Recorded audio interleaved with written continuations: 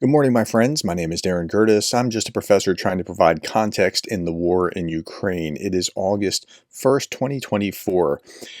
It's not so much, there's a lot to talk about, but it's not so much military actions, drone attacks, Russians taking ground, that kind of thing, as it is political events today.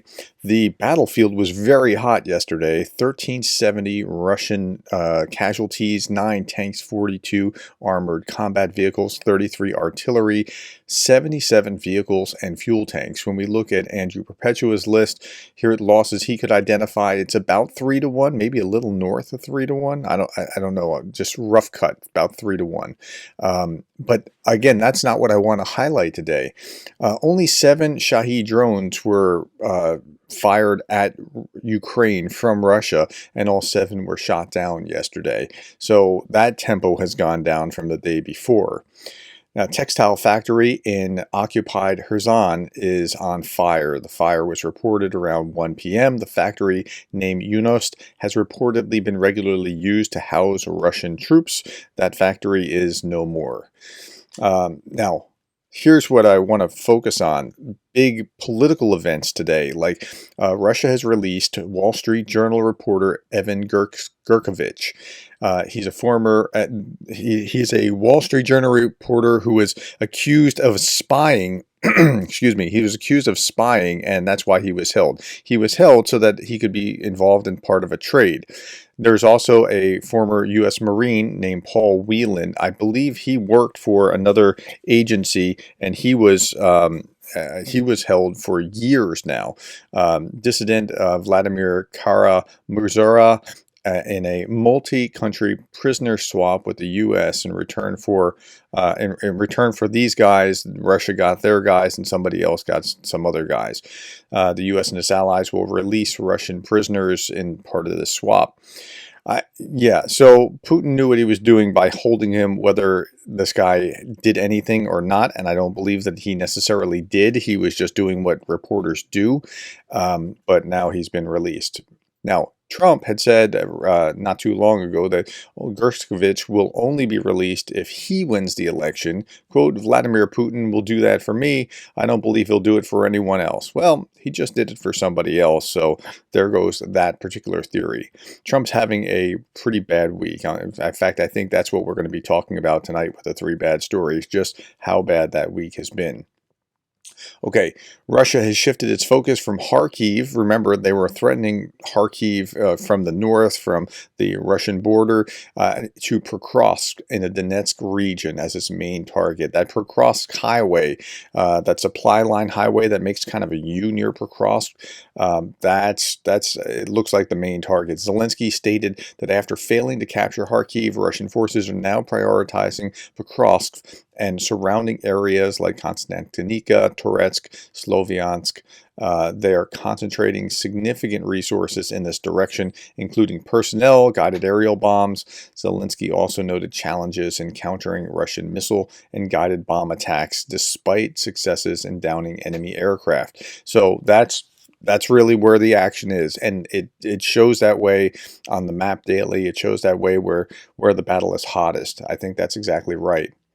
So this was interesting. Ukraine drone reportedly downs 15 million 12-ton Russian helicopter near Donetsk.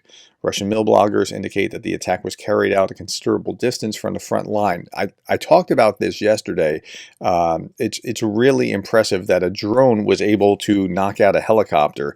This is unusual. Drone warfare is in its infancy, and I didn't know that it would be able to do that, but it was able to do that, and that's pretty impressive. Drones are crazy cheap compared to this $15 million helicopter and the pilots and whatever else. Ukrainian forces shot down an M8 transport helicopter near Donetsk using a drone after at least 10 months of attempts.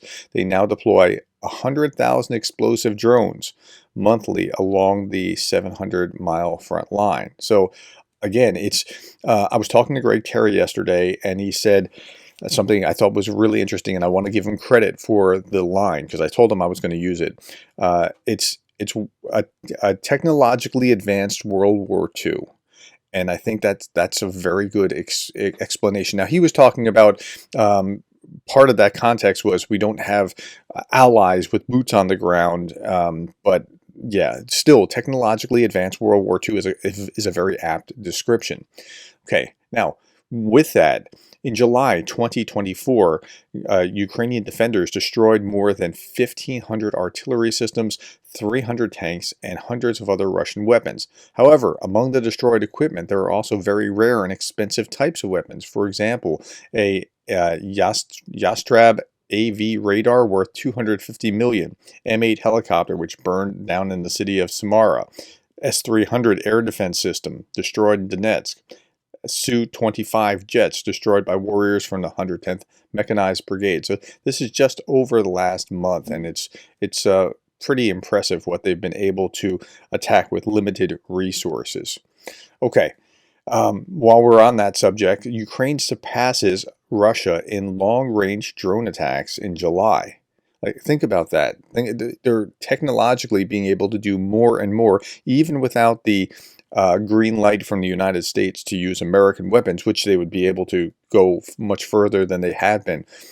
Ukraine outpaces Russia in long-range drone attacks, reportedly launching over 520 Ukrainian drones compared to Russia's 426 Shaheds in July. So in both the distance they're improving and in the outpacing in number of drone attacks. You've been able to feel that if you've been listening to these daily updates. You've probably been able to detect what's been going on here, that they're really pushing hard with these drone attacks.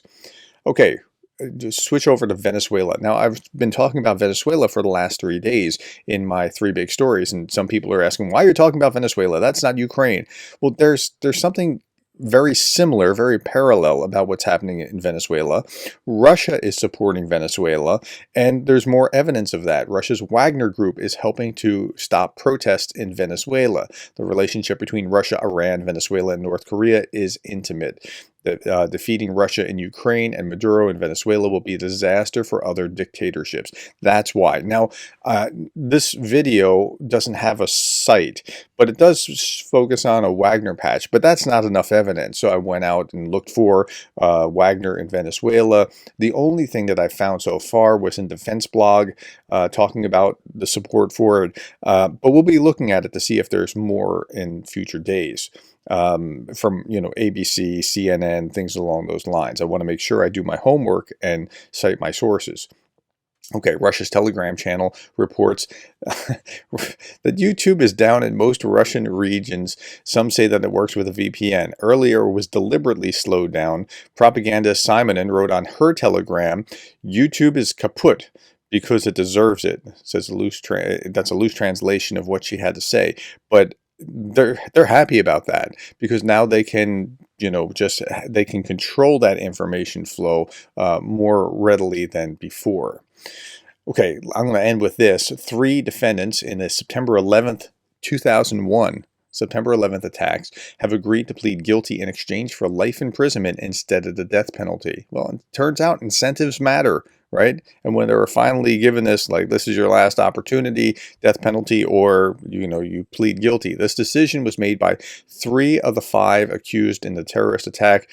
In a newspaper reported that, citing the prosecutor's office, one of them is Khalid Sheikh Mohammed, a U.S. educated engineer. According to the prosecution's version, he offered Osama bin Laden to hijack planes and direct them toward the World Trade Center towers and the Pentagon building and helped train the perpetrators. Some families of the victims, as the New York Times writes, remain outraged by the decision to make the deal. They know they're guilty, but they wanted to see the death penalty for these heinous terrorists. I mean, I don't know you can call them anything else other than that. All right, thank you for the time, my friends. Thank you for the likes, the shares, the subscribes. I may do a separate video just on F-16, so be looking for that. And thank you for being the kind of person that cares about Ukraine.